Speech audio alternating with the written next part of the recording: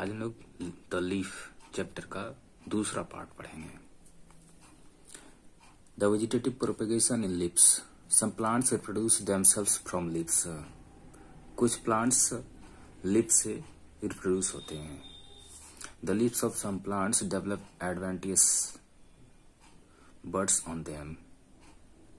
कुछ प्लांट्स के leaves buds को डेवलप करते हैं। Such leaves having buds can be used as structure of vegetative reproduction in plants. Birds वाले ऐसे लीव्स को प्लांट्स में वेजिटेटिव रिप्रोडक्शन का स्ट्रक्चर के रूप में यूज किया जा सकता है। Examples of plants which can produce from its leaves are bryophyllum. Plants के एग्जाम्पल जो अपने लिप से प्रोड्यूस कर सकते हैं ब्रायोफिलम होते हैं। And kalanchoe. The leaves of bryophyllum plant develop some buds in its margin. Bryophyllum plant के लिप्स कुछ बर्ड्स को डेवलप करते हैं इन इट्स मार्जिन यानी अपने किनारे पर, अपने छोर पर। When a mature leaf of the bryophyllum plant falls on the ground, जब ब्रायोफिलम प्लांट का मैच्योर लीफ ग्राउंड पर फॉल करता है अर्थात गिरता है, then each bird can grow into a new plant. तब प्रत्येक बर्ड एक नया पौधा बन सकता है। Sometimes even before a leaf drop off from a bryophyllum plant, we can see new plantlets already growing on it. कभी कभी ब्रायोफिलम प्लांट से लीफ के गिरने के पहले भी we can see new plantlets already growing on it. हम लोग इसके ऊपर पहले से ही उगे हुए नए प्लांटलेट्स यानी छोटे पौधे देख सकते हैं। दस the leaves of bryophyllum plant can produce new plants. इस प्रकार ब्रायोफिलम प्लांट का लीव्स नए प्लांट्स को प्रोड्यूस कर सकते हैं यानी नए पौधे को जन्म दे सकते हैं। The young plantlets get their food supply from their fleshy leaves. छोटे प्लांटलेट्स को यानी छोटे पौधों को अपना भोजन सप्लाई यानी भोजन आपूर्ति फ्लैशी लीफ से मिलती है। Now artificial vegetative propagation. The methods of vegetative propagation which have been developed by man are called artificial vegetative propagation. ये कहा गया कि वेजिटेटिव प्रोपेगेशन के मेथड्स जिसे मनुष्य के द्वारा या मानव के द्वारा डेवलप किया गया है वह आर्टिफिशियल वेजिटेटिव प्रोपेगेशन कहलाता है। These methods are cutting, grafting, layering and tissue culture. ऐसे मेथड्स कटिंग, ग्राफ्टिंग, लेयरिंग और टिश्यू कल्चर होते हैं। Such methods are very useful in gardens and nurseries. और ऐसे मेथड्स गार्डन और नर्सरी में बहुत ही उपयोगी होते हैं। Not first cutting. In this method, the stems of the plants are cut into many small pieces. यानी ऐसी विधि में प्लांट्स के स्टेम को अनेक छोटे छोटे टुकड़ों में काटा जाता है।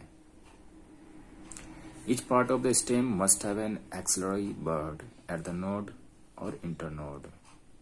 स्टेम के हर एक पार्ट में यानी प्रत्येक हिस्से में एक एक्सिलरी बर्ड अवश्य होनी चाहिए। कहाँ? एट द नोड और internode. Each piece of the stem is kept in moist soil.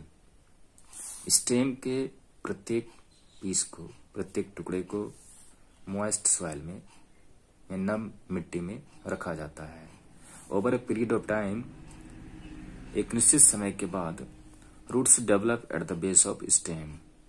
Stem के बेस से जड़ निकलते हैं। And new plant develops at the upper end of the stems. और स्टेम के ऊपरी छोर पर नए पौधे निकलते हैं। This method is generally used for the propagation of sugar cane, rose, bougainvillea, lemon and tamarind. ऐसे मेथड सामान्यतः शुगर केन, रोज, बैगनविलिया, लेमन और टैमरिंड के उत्पत्ति के लिए यूज किया जाता है। Leaf cutting is also use to produce of spring in plants such as sansevieria. Leaf cutting का इस्तेमाल सैंसिवेरिया जैसे प्लांट्स में भी नए प्लांट्स को प्रोड्यूस करने के लिए इस्तेमाल किया जाता है, अर्थात यूज किया जाता है। Now grafting. This method used to obtain a plant by combining two different plants.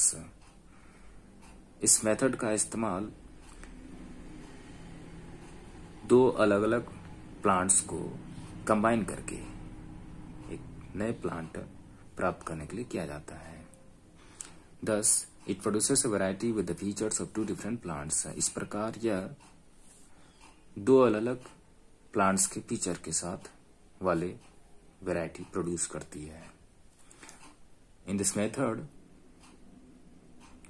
a stem cutting called scion without roots from one plant is attached and tied to the other stem cutting part called stalk with roots.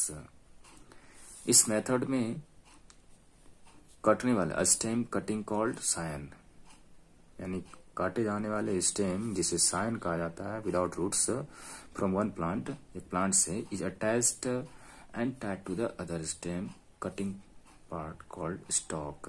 उसे attach करके बांधा जाता है, attached and Tide, attach करके बांधा जाता है to the other stem cutting part यानी दूसरे काटे जाने वाले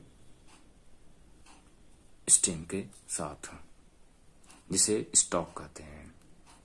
आफ्टर अ फ्यू डेज यानी जिसमें विद रूट्स, जिसमें रूट्स होते हैं, after a few days scion and stock fuse, कुछ दिनों के बाद सायन और स्टॉक फ्यूज कर जाते हैं, मतलब मिल जाते हैं, and new cells develop having characteristics of both the original plants, और नए सेल डेवलप होते हैं जिसमें दोनों ही ओरिजिनल प्लांट्स के कैरेक्टरिस्टिक्स पाए जाते हैं या होते हैं। Scion receives all the essential nutrients from stock. Scion में सभी एसेंशियल यानी सभी आवश्यक न्यूट्रिएंट्स स्टॉक से मिलते हैं। This method is commonly seen in mango, rose, grapes and lemon. इस मेथड को सामान्यतः मैंगो, रोज, ग्रेप्स और लेमन में देखा जाता है। Now layering. In this method, a branch of plant is pulled and its part is covered with moist soil, leaving the top part outside in air. इस method में plant के एक branch को खींचा जाता है and its part is covered, और इसके पार्ट को ढक दिया जाता है with moist soil, moist soil से यानी नम या गीली मिट्टी से, living the top part outside in air, जिसमें टॉप पार्ट को एयर में बाहर खुला छोड़ दिया जाता है। After some time new roots develop from the buried part of branch in the soil. कुछ समय के बाद नए रूट्स सॉइल में ब्रांच के दफनाए गए हिस्से से निकलते हैं। Now the branch is cut off from the parent plant.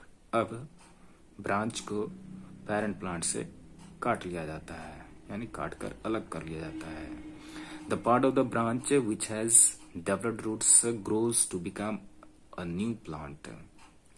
Branch का वह part which has developed roots, जिसने रूट्स को डेवलप कर लिया है यानी जिसमें जड़ें निकल गई हैं, grows to become a new plant, वह बड़ा होकर एक नया प्लांट बन जाता है।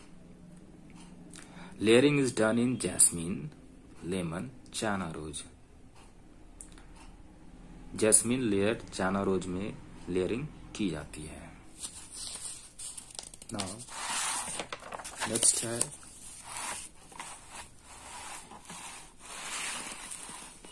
Tissue culture.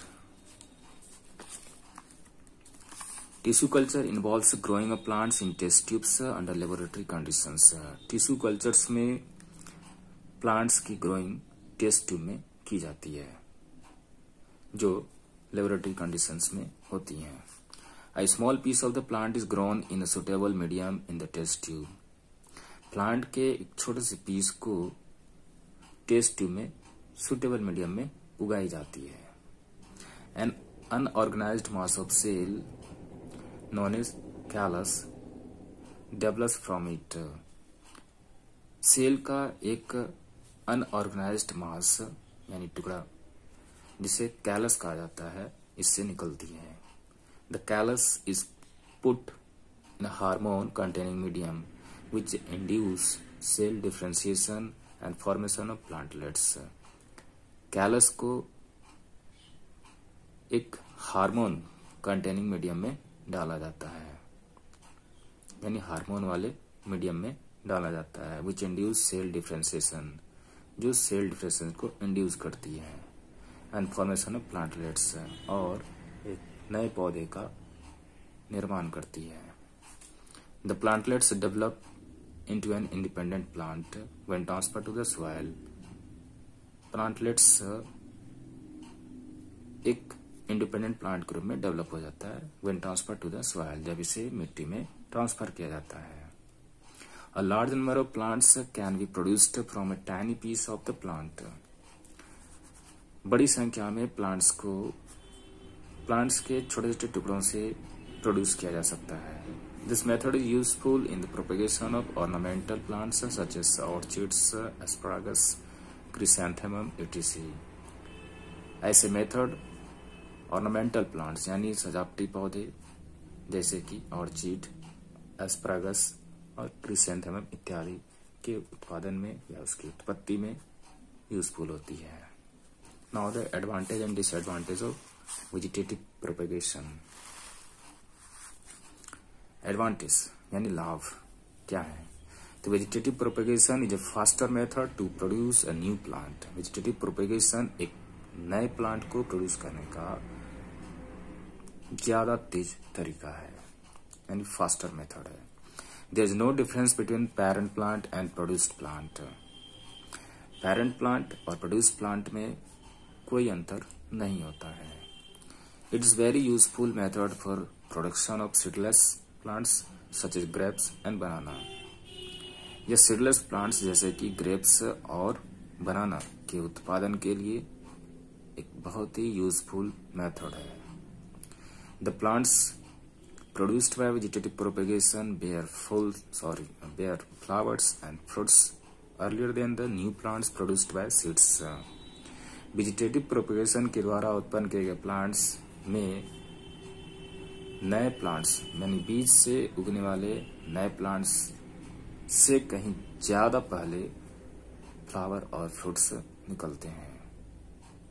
अर्थात कहने का मतलब बीजों से जो नए प्लांट निकलते हैं उसकी तुलना में वेजिटेटिव प्रोपेगेशन से तैयार प्लांट्स में फ्लावर और फ्रूट पहले निकलते हैं।